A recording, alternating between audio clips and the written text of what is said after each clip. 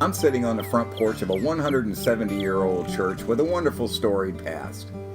It's the oldest Methodist church in existence today, north of the Wabash River. In 1838, near the end of its construction, the church burnt to the ground. Can you just imagine the despair of the congregation when they saw their dream of a new church home go up in smoke? Undaunted by the loss, these determined early Americans started over. And the doors were finally open, completely debt-free, in 1843. In its early days, the church didn't have a resident pastor and depended on the services of pioneer preacher Nehemiah Griffin. He was a circuit-riding preacher who rode in on horseback to deliver his fiery sermons. Living on the road eventually caught up with him, and he came down with pneumonia and passed away. He finally found permanent residence here in the peaceful Churchyard Cemetery in 1834 at just 36 years old.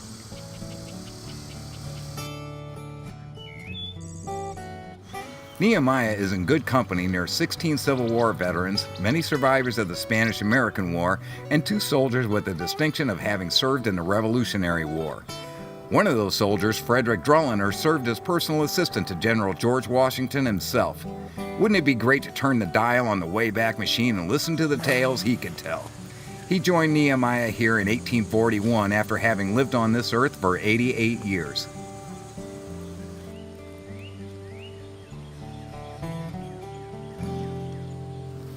In front of the church lays the historic Chicago Trail. It was the main route for those making the trip from Detroit to Chicago. The community of Hamilton thrived because of the stagecoach traffic and offered food, lodging, and livery service to its weary travelers. Legend has it that Abraham Lincoln's coach stopped at the hotel where he could rest as his carriage and horses were attended to. He decided to take a walk and visit the church he had noticed on his way to the village. Can you imagine the reaction of the congregation when he stepped inside to join them for Sunday morning worship? If only these walls could talk.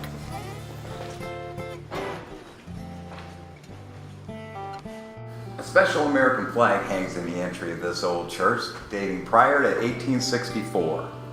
Due to the fading of the blue field, there's evidence that it originally had 13 stars, which would mean that it's a Revolutionary War flag.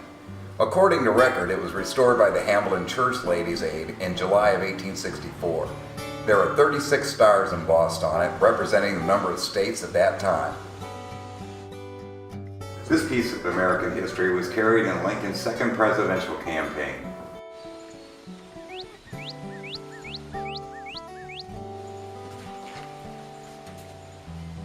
My personal connection to the Hamilton Church is back in the 1920s. The Hooten Brothers Quartet sang their versions of the great hymns on several occasions here, filling the sanctuary with their beautiful harmonies.